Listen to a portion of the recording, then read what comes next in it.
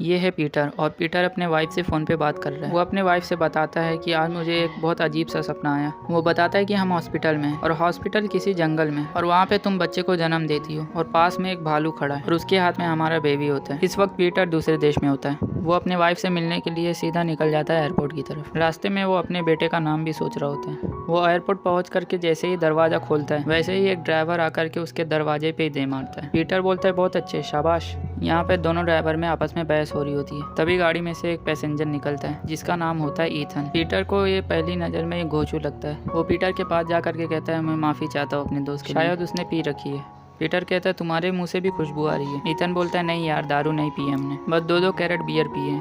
Ethan अपना सामान लेता है पर पीटर का सामान नीचे गिरा देता है। पीटर बोलता है कि क्या आप सामान उठाने की तकलीफ करेंगे? ईथन बोलता है बिल्कुल नहीं, एयरपोर्ट पे दूसरों का सामान छूना मना है। एयरपोर्ट पर जब पीटर का बैग चेक कर रहा होता है तो उसके बैग से अफीम निकलता है। पुलिस वाला कहता है कि क्या तुम ड्रग सप्लाई करते हो? पीटर कहता है जी बिल्कुल नहीं, ये मेरा बैग नहीं है, असल में बाहर मेरा बैग एक आदमी से चेंज हो गया है। वहाँ पुलिस वाला उसे जाने देता है। अंदर जा करके वो अपने सीट पे बैठता है मगर ईथन वहाँ पे भी आ जाता है। ईथन जो है अपने बैग को ऊपर डाल रहा होता है मगर वो जा नहीं रही होती है। ईथन और कोशिश में लग जाता है उसको डालने के लिए मगर नीचे बैठा पीटर ये सबसे बहुत इरिटेट हो रहा होता है। वो कहता है कि क्या बेहुदा हरकत है, तुम्हें दिखाई नहीं देता यहाँ पे बैठा हूँ मैं? तभी ईथन उसे पहचान लेता है। वो कहता है अरे तुम हो? पीटर कहता है कि जहाँ पे मैं बैठा हूँ वो सीट मैंने बुक की है। ईथन अपने चश्मे को साफ कर रहा होता है तभी पीछे से एक एयर होस्टेस का धक्का लग जाता है जिसकी वजह से उसका तोन पीटर के ऊपर आ जाता है। पीटर बताता है कि मैं लो क्लास में था, मेरी सीट बेल्ट काम नहीं कर रही थी तो मुझे फर्स्ट क्लास में भेज दिया गया। ईथन कहता है कि तुमसे मिलकर खुशी हुई। ईथन कहता है कि हमारे बैग आपस में चेंज हो गए। पीटर बोलता है कि मुझे पता है, तुम्हारे बैग को उन्होंने जब्त कर लिया, उसमें कुछ सामान था। ईथन बोलता है कि हाँ वो मेरी दवाई थी, असल में मुझे ग्लाइकोमा बीमारी है। अब एयर होस्टेस वहाँ पे स्पीकर पे गाइड देने लगती है सबको। वो कहती है कि अगर आपके पास कोई भी मोबाइल या लैपटॉप है तो उसे स्विच ऑफ कर दे। पीटर अपने वाइफ को मैसेज कर रहा होता है। ईथन पीटर से बोलता है कि उन्होंने अनाउंस कर दिया है, मोबाइल को स्विच ऑफ कर दो। पीटर कहता है कि बस 1 मिनट हो गया है। ईथन कहता है कि तुम्हें पता है क्यों? क्योंकि इन्हें लगता है कि हम मोबाइल में बॉम्ब फिट करके लेकर जा रहे हैं, जैसे आतंकवादी लोग सेलफोन में बॉम्ब फिट करके लेकर जाते हैं। पीटर बोलता है कि तुम्हें ये सब नहीं बोलना चाहिए। ईथन बोलता है कि क्या नहीं बोलना चाहिए, आतंकवादी या बॉम्ब? अब यहाँ पे बैठे सभी लोग डर जाते हैं। वो लोग सोचते हैं यहाँ पे कि इन लोग आतंकवादी हैं। एयर होस्टेस आकर के कहती है पीटर को कि आपको हमारे साथ चलना होगा। पीटर कहता है कि मैं, मगर क्यों? तभी वहाँ पे एक सिक्योरिटी ऑफिसर आ जाता है जो कि पीटर के ऊपर गन पॉइंट कर लेता है। पीटर कहता है कि तुम मुझे मारोगे, मारो तुम मुझे। तभी सिक्योरिटी गार्ड पीटर को शूट कर देता है मगर वो रबर बुलेट होती है। ऑफिसर की बहादुरी को देख करके सब लोग उसके लिए तालियां बजाते हैं। पीटर भी उन लोग के साथ तालियां बजा रहा होता है जबकि पूरा कांड इसी का था। बाद में पुलिस ऑफिसर उससे माफ़ी मांगता है। पुलिस ऑफिसर उसका सेलफोन देता है। पीटर पूछता है कि अगली फ्लाइट कब है मगर पुलिस ऑफिसर कहता है कि आप उसमें नहीं जा सकते क्योंकि आप नो फ्लाई लिस्ट में हैं, यानी कि पीटर अभी कुछ दिनों तक के एरोप्लेन में सफ़र नहीं कर सकता। पुलिस वाला कहता है कि आप और आपका दोस्त नो फ्लाई लिस्ट में। पीटर कहता है ऐसा वाहियात इंसान मैंने आज तक नहीं देखा और वो मेरा दोस्त नहीं है। पीटर कहता है मेरी वाइफ प्रेग्नेंट है और मुझे लॉस एंजलिस में जाना है। पुलिस वाला पीटर को कार से जाने का मशवरा देता है। फिर पीटर अपने वाइफ से बात करते हुए कोई खुली गाड़ी ढूंढ रहा होता है ताकि वो गाड़ी को लेकर के अपने घर पहुंच सके। तभी वहाँ पे आ जाता है ईथन जिसने गाड़ी ले लिया होता है। पीटर कहता है कि मुझसे दूर रहो तुम। पीटर पूछता है कि क्या तुम्हारे पास मेरा सामान है? ईथन कहता है कि हाँ मेरे पास तुम्हारा सामान है। ईथन जिस सामान की बात कर रहा होता है वो सिर्फ एक मंकी होता है जो कि पीटर अपने होने वाले बेबी के लिए लेकर जा रहा होता है। पीटर पूछता है कि क्या तुम्हारे पास मेरा वॉलेट है? ईथन बोलता है कि नहीं। पीटर कहता है कि अच्छा तुम्हारे पास मेरा बैग है? ईथन कहता है कि नहीं, मैंने देखा था तुम्हारा बैग लेकिन मैंने उठाया नहीं क्योंकि मेरे हाथ में ये था। ईथन कहता है कि तुम हमारे साथ चलो, तुम हॉलीवुड पहुंच करके मेरा सारा पैसा लौटा देना। पीटर कहता है कि नहीं, उसे हॉलीवुड नहीं उसे लॉस एंजलिस कहते हैं। ईथन कहता है कि नहीं, मैं तो हॉलीवुड जा रहा हूँ। ईथन के बार बार बुलाने से पीटर मान जाता है और बेचारे के पास कोई चारा भी तो नहीं था। अब यहाँ से इन लोग बैठ करके अपने सफ़र के लिए निकल जाते हैं। रास्ते में ईथन उल्टा सीधा सवाल पूछ करके पीटर को पका रहा होता है। एक तो ईथन का पहले से सिर दर्द दे रहा होता है, ऊपर से ये अलग सिर खा रहा होता है। पीटर कहता है मेरा सिर बहुत दर्द दे रहा है, मेरी बीवी प्रेग्नेंट है और मुझे लॉस एंजलिस पहुँचना है, तो क्या तुम थोड़ा सा।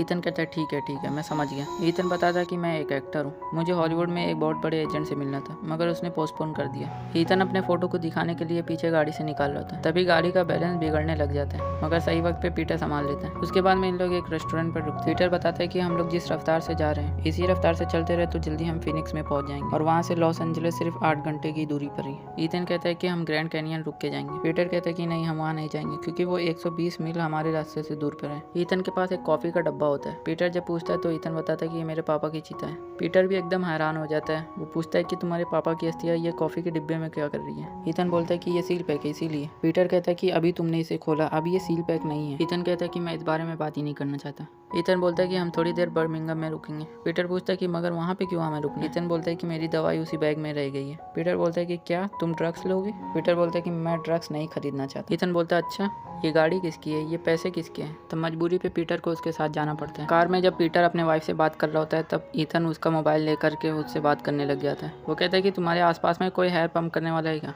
कितने दिनों से मैंने हेयर पंप नहीं करवाया। पीटर की वाइफ समझ जाती है कि वो किस बुद्धिमानी इंसान के साथ है। पीटर मोबाइल लेकर के बोलता है समझ गई मैं किसके साथ हूँ? बोलता है कि हाँ अब तो यही एक सहारा है। उसके बाद में इन लोग पहुंच जाते हैं जहाँ पे इन लोग को ड्रग्स लेना होता है। दरवाजे पे एक औरत गेट खोलती है। वो समझती है कि पीटर एक पुलिस वाला है, मगर फिर बाद में ईथन बताता है कि ये मेरा दोस्त है तो उसे अंदर ले लेती है। उस औरत के 2 बच्चे होते हैं जो कि बहुत शरारती होते हैं। अब एक तरफ पीटर को बच्चे परेशान कर रहे होते हैं और दूसरी तरफ ईथन अपना दवाई ले रहा होता है, यानी कि वो अपना ड्रग्स ले रहा होता है। उसका एक लड़का पीटर को बहुत परेशान कर रहा होता है। वो पीटर की टाई को बार बार खींच रहा होता है। पीटर उसे 2-3 बार मना करता है, फिर भी वो खींचे जा रहा होता है। इससे तंग आकर के पीटर उसके पेट में एक पंच मार देता है। जब वो औरत आती है तो देखती है कि उसके लड़के बहुत शांत बैठे। वो देख करके हैरान होती है। पीटर बोलता है कि अगर कुछ बोले तो फिर मार खाओगे। उसके बाद में इन लोग निकल जाते हैं अपने सफ़र में आगे की ओर। पीटर एटीएम से कुछ पैसे निकालने जाता है, मगर ईथन का कार्ड जो है वो रिजेक्ट हो चुका होता है, यानी कि ईथन के बैंक में अब पैसे नहीं बचे होते। पीटर कहता है कि कोई बात नहीं, हम कैश दे देंगे, तुम्हारे पास कितना है? ईथन बोलता है कि मेरे पास सिर्फ $60 है। पीटर कहता है क्या तुम्हारे पास सिर्फ $60 है? तुमने अपने दवाई पे कितना खर्च किया था,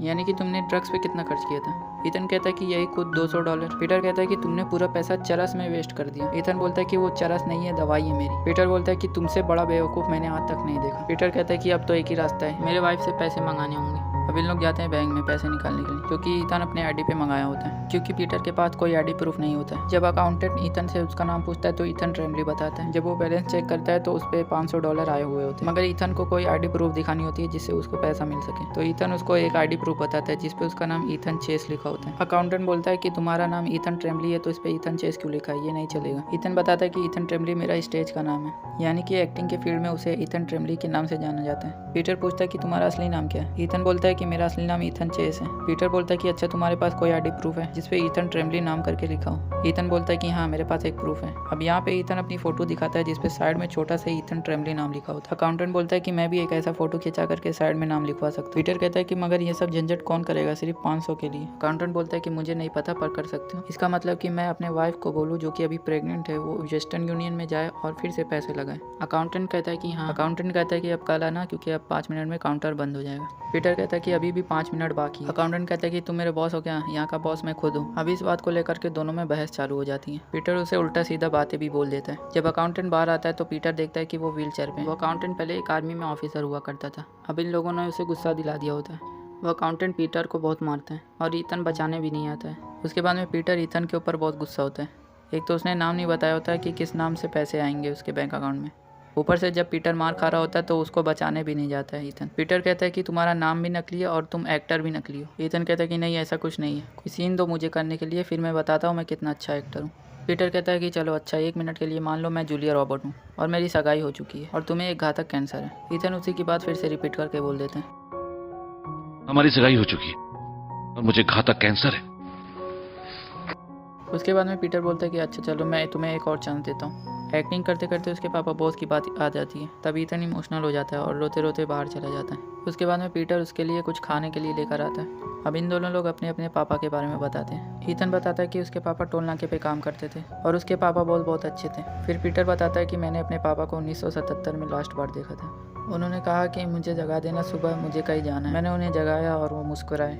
लाइफ में पहली बार मुझे उन्होंने कोई काम दिया था करने के लिए। उसके बाद में उन्होंने सामान उठाया और वहाँ से चले गए और वो लास्ट टाइम था जब मैंने उन्हें देखा था। अब रात को ईथन मास्टर बेट कर रहा होता है। पीटर की आँख खुलती है तो वो बोलता है कि अरे यार क्या कर रहे हो, ये सब बंद करो। ईथन कहता है कि बस 5 मिनट। पीछे से उसका डॉगी जिसका नाम सनी होता है वो भी अपना चालू रहता है। उसके बाद में सुबह में ईथन जब अपना बाथरूम में जाता है नहाने के लिए, ये मौका देख करके पीटर फटाफट उसका बैग बाहर निकाल के रख देता है। कुछ दूर जाने पर वो देखता है कि ईथन के पिता की जो चीता होती है वो गाड़ी में ही होती है। पीटर ये सोचता तो है कि उसे ब्रिज पार पे रख करके चले जाए, मगर थोड़ी दूर जाने पर उसका मन बदल जाता है। ईथन बेचारा बेसहारा लाचार बैठा हुआ होता है। तभी पीटर वहाँ पे आ जाता है। ईथन कहता है कि मुझे लगा तू मुझे छोड़ के भाग गया। पीटर कहता है कि नहीं यार, नाश्ता लेने गया था। ईथन कहता है कि फिर सामान बाहर क्यों छोड़ा है? पीटर कहता है कि तुम्हारा सामान है इसीलिए।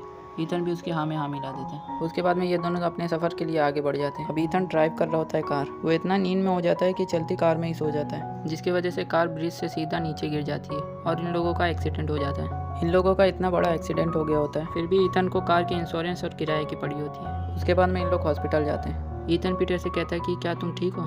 पीटर कहता है तुम्हें क्या लगता है? सनी को देखो कितनी चोट आई है, मुझे देखो कितने टाके लगे हुए। एक तुम ही थे जिसको कुछ नहीं हुआ। तभी वहाँ पे पीटर का एक दोस्त कार लेकर आ जाता है। ईथन कहता है कि मैं आगे वाली सीट लूँगा। पीटर कहता है कि नहीं तुम नहीं जा रहे हो। पीटर कहता है कि पता है क्यों? क्योंकि आज तक के तुमसे ज़्यादा घटिया इंसान मैंने आज तक के नहीं देखा। उसको उल्टी सीधी बात सुना करके उसके डॉग के ऊपर थूक भी देता है वो, और वो जा करके कार में बैठ जाता है। तो उसका दोस्त पूछता है कि तुमने उसे क्या बोला? देखो जरा उसे कितना बेसहारा और कितना मासूम लग रहा है। पीटर का दोस्त कहता है कि जाओ उससे माफ़ी मांगो। पीटर पहले तो नहीं मांगता है माफ़ी, फिर उसके बार बार कहने से पीटर को ईथन से माफ़ी मांगनी पड़ती है। अब इन लोग उसके दोस्त के घर पे पहुंच जाते हैं। पीटर का दोस्त पहले उसके वाइफ का बॉयफ्रेंड हुआ करता था, तो उसकी वाइफ अभी भी उससे बातें शेयर करती है। ईथन पीटर को बोलता है कि क्या तुम्हें पता है इन दोनों की बात होती है। उसके बाद में पीटर का दोस्त उन लोगों के लिए कॉफ़ी लेकर आता है। पीटर कहता है कि ये कॉफ़ी है, इसका स्वाद इतना अजीब क्यों आ रहा है? पीटर का दोस्त कहता है कि मेरे पास कॉफ़ी नहीं था तो मैंने ईथन के डब्बे से कॉफ़ी बनाया हूँ। यानी कि इन लोग यहाँ पे पापा बॉस की चीता की बनी कॉफ़ी पी रहे होते हैं। पीटर का दोस्त उसे बताता है कि ये इसके पापा बॉस की चीता है। पीटर का दोस्त कहता है कि बाहर निकाल इसको। पीटर कहता है कि देखा तुम 10 मिनट नहीं झेल पाए, मैं तो पूरे रास्ते झेलते हुए आ रहा हूँ। अब ईथन जो कि कॉफ़ी पिया था उसे ये सुन करके खांसी भी आती है, मगर वो इतना बड़ा पागल होता है कि पानी की जगह फिर से वही कॉफ़ी पी लेता है। अब ईथन हड़बड़ाहट में अपने पापा बॉस की चीता ढूंढने लग जाता है। पीटर कहता है आराम से हड़बड़ाओ मत। हड़बड़ाहट में ईथन के हाथ से वो चीता छूट जाती है और पूरा ज़मीन में बिखर जाता है और ईथन रोने लग जाता है। फिर बाद में पीटर का दोस्त पीटर को जाते जाते कुछ पैसे भी देता है और साथ में एक गाड़ी देता है। उसके बाद में पीटर अपने वाइफ के लिए एक मैसेज छोड़ देता है। वो उस मैसेज में कहता है कि अगर तुम्हारे बीच और मेरे दोस्त के बीच कुछ चल रहा है तो मुझे बता देना। उसके बाद में ईथन जब गाड़ी चला रहा होता है तो चलती गाड़ी में वो नशा करने लग जाता है और कार के सारी खिड़कियां बंद कर देता है। कुछ दूर जाने पर ईथन देखता है कि वो लोग गलत रास्ते पे आ गए हैं और वो लोग एकदम सरहद के करीब होते हैं। ईथन कहता है कि मैं पुलिस वाले से बात करता हूँ, तुम कुछ मत बोलना। ईथन कहता है कि सर वो क्या है, हम लोग गलत रास्ते पे आ गए हैं, हम लोगों को आगे से यू टर्न मारना है। ईथन के पास पासपोर्ट नहीं रहता है। ईथन से पुलिस वाला पासपोर्ट मांगता है। ईथन कहता है कि वो क्या है, हम लोग गलत रास्ते पे आ गए हैं, मेरे पास पासपोर्ट नहीं है। पुलिस वाला कहता है कि तुम्हारी आंखें क्यों चढ़ी हुई है? ईथन कहता है कि मुझे ग्लाइकोमा बीमारी है। पुलिस वाला कहता है कि तुम्हारे दोस्त की आंखें क्यों चढ़ी हुई है? उसे भी क्या ग्लाइकोमा बीमारी है? और तुम्हारे कुत्ते को देखो, आंखें जैसे सलमान खान की तरह चढ़ी हुई है। पुलिस वाला कहता है कि ईथन से बाहर निकलो। पुलिस वाला वहाँ से थोड़ी देर के लिए मौका पाते ही ईथन दबे पाव खिसक लेता है। वहाँ यहाँ पे पीटर फंस जाता है। पीटर कहता है कि ये सही नहीं है। पुलिस ऑफिसर कहते हैं कि क्या सही नहीं है, तुम्हारे गाड़ी से ये अफीम निकला और इसकी बहुत भारी सजा चुकानी होगी। उसके बाद में वो दोनों पुलिस ऑफिसर वो अफीम लेकर वहाँ से चले जाते हैं। वहाँ पे बाहर बैठ करके पीने लग जाते हैं। वो कहते हैं कि इन लोग कितने बुद्धू हैं, इनको लगता है कि इतने छोटे से नशे के लिए इन लोग किसी लंबे कांड में फंस सकते हैं। मगर तभी वहाँ पे ईथन चुपके से आ जाता है, जो कि दबे पाव कंटेनर में हुक फंसा देता है और उनकी गाड़ी लेकर के वहाँ से फरार हो जाता है। अब ईथन के पीछे पुलिस वाले लोग पड़े हुए और पीटर कंटेनर के अंदर किसी बॉल की तरह उछल रहा होता है। ईथन सभी पुलिस वालों को चकमा दे करके आगे आ जाते हैं, मगर तभी कंटेनर डिसबैलेंस होकर के उसका हुक निकल जाता है और कंटेनर सीधा उड़ करके पलटी हो जाता है। ईथन भाग करके पीटर को देखने के लिए जाता है। पीटर कहता है कि सब ठीक है। उसके बाद में इन लोग अपने सफर के लिए आगे बढ़ जाते हैं। पीटर कहता है कि क्या बात है, मुझे यकीन नहीं था कि तुम मुझे बचाने आओगे। ईथन अगर तुम नहीं आते तो शायद मैं अपने होने वाले बच्चे को नहीं देख पाता। कुछ दूर जाने पर पीटर के वाइफ का फोन आता है। पीटर उससे माफी मांगता है कि मुझे माफ कर, तुम्हें पता है ना कि मैं कितना जल्द छोटी छोटी बातों पे शक करता हूँ। उसकी वाइफ कहती है कि मैं तुम्हें कभी धोखा नहीं दूंगी, तुम्हें पता है, तुम बस घर जल्दी आ जाओ। कुछ दूर जाने पर पीटर एक जगह पे गाड़ी रोकता है। ईथन से कहता है कि इससे अच्छी जगह तुम्हें कहीं नहीं मिली। यानी कि पीटर ईथन को पापा बॉस को आखिरी अलविदा करने के लिए बोल रहा है, मगर ईथन से ये नहीं हो रहा होता है क्योंकि किसी को अलविदा करना बहुत ही मुश्किल होता है और खासकर उनको जो कि आपके बहुत करीबी हो। पीटर ईथन को इनकरेज करता है। ईथन अब आखिरी अलविदा करता है अपने पापा बॉस को। पीटर अपने दिल की बात कहता है जो कि बहुत दिनों से दबा करके रखा होता है। पीटर ईथन से कहता है कि तुम्हें पता है जब मैं नाश्ता लेने असल में मैं तुम्हें छोड़कर वहीं पे जाने वाला था। ये मेरे लिए एक बोझ सा था, लेकिन मैंने तुम्हें बताया, मुझे थोड़ा हल्का फील हो रहा है। ईथन कहता है कि बहुत दिनों से मेरे सर पे भी एक बोझ है जो कि मैं तुम्हें बताना चाहता हूँ। ईथन बताता है कि तुम्हारा पर्स, तुम्हारा पासपोर्ट, सब चीज मेरे पास है और ये तब से है जब से तुम मुझे फ्लाइट में मिले थे। पीटर यहाँ पे बहुत ज्यादा गुस्सा हो जाता है क्योंकि उसके पास वो सब कुछ होता है जिसे उसे जरूरत थी अपने घर पहुँचने के लिए। ईथन घबराते हुए कहता है कि मुझे माफ करना, असल में पापा बॉस के गुजर जाने के बाद मेरे पास कोई दोस्त नहीं था और मैं सिर्फ अकेले पूरी दुनिया नहीं घूमना चाहता था। पीटर कहता है कि जाने दो, अब क्या कर सकते हैं, जो हो गया सो हो गया। पर पीटर को बहुत खुन्नस चढ़ी हुई होती है ईथन के ऊपर और वो उसे कंट्रोल नहीं कर पाता है और ईथन के नाक पे एक पंच मारता है। तभी पीटर की वाइफ का फोन आ जाता है। उसकी वाइफ का भी टाइम हो गया होता है और पीटर वहाँ से बहुत दूर होता है। पीटर ईथन से कहता है कि गाड़ी में बैठो। ईथन कहता है कि तुमने मेरा नाक फोड़ा, मैं तुम्हें कभी नहीं बख्शूंगा। पीटर गुस्से में कहता है कि बैठते हो कि नहीं। उसके बाद में ये लोग अपने सफर के लिए आगे बढ़ते हैं। सफर के दौरान पीटर ईथन से माफी मांगता है, ईथन भी उससे माफी मांगते हैं। ऐसे इन लोगों का समझौता हो जाता है। ईथन की नाक से खून निकल रहा होता है। पीटर उससे कहता है कि यहाँ पे देखो दवाई होगी। वहाँ पे दवाई तो नहीं मिलती लेकिन एक गन मिल जाता है जिसको देखने के चक्कर में ईथन के हाथ से वो ट्रिगर दब जाता है और वो गोली सीधा पीटर को लगती है। अब एक तो पहले ही इतनी मुसीबत चल रही होती है, ऊपर से एक और नई मुसीबत। पीटर हड़बड़ाने लगता है। ईथन भी यहाँ पे हड़बड़ाहट में आ जाता है। ईथन कहता है कि अरे ये मैंने क्या कर दिया, मगर फिर शांति से पीटर सोचता है और ईथन को एक सीन देता है। उस सीन के हिसाब से पीटर को उससे सही सलामत हॉस्पिटल तक बचा के लेकर जाना होता है, मगर ईथन यहाँ पे उसके घाव पे उल्टी कर देता है। ईथन उसके जख्म पे कपड़ा बांधता है। फिर उन लोग अपने सफर के लिए आगे बढ़ जाते हैं। रास्ते में फिर से ईथन सोने लग जाता है, मगर पीटर तभी उसे लात मार के जगा देता है। उसके बाद में सुबह हो जाती है और आखिरकार पीटर लेकर पहुंच जाता है ईथन को। और जब ईथन हॉस्पिटल में पहुंचता है, वो कहता है कि मेरे पास एक घायल आदमी है और होने वाले बच्चे का बाप है, इसे कौन से वार्ड में लेकर जाना पड़ेगा। पीटर कहता है कि मुझे पता है कौन से वार्ड में जाना। उसके बाद में पीटर एक गलत वार्ड में घुस जाता है, जहाँ पे देखता है तो उसमें ब्लैक कलर का बेबी होता है। पीटर यहाँ सोच में पड़ जाता है कि कहीं सच में तो नहीं कांड कर दिया मेरे दोस्त ने। फिर उसे पता चलता है कि वो गलत वार्ड में घुसा है। फिर आखिरकार वो अपने वाइफ को ढूंढ ही लेता है, जिसका बेबी होने वाला होता है। और वहाँ पे उसकी वाइफ को देख के पीटर को चैन की सांस आती है। और पीटर जो कि इतना जख्मी होता है तो वो बेहोश हो जाता है। उसके कुछ देर बाद हम देखते हैं पीटर को एक प्यारा सा बेबी होता है। अब बारी होती है ईथन को अलविदा कहने की। आज के दिन ईथन का अपॉइंटमेंट भी होता है। ईथन कहता है कि मेरे अपॉइंटमेंट के बाद मुझे कल जरूर कॉल करना। वक्त गुजरता है और ईथन एक अच्छा एक्टर बन जाता है, यानी अब वो एक कॉमेडी शो में काम कर रहा होता है। और ये कॉमेडी शो पीटर अपने वाइफ के साथ बैठ करके देख रहा होता है। तभी वहाँ पे ईथन का कॉल आ जाता है, यानी ये लोग अभी भी दोस्त हैं। और इसी अच्छी एंडिंग के साथ ये मूवी यहीं पे ख़त्म हो जाती है।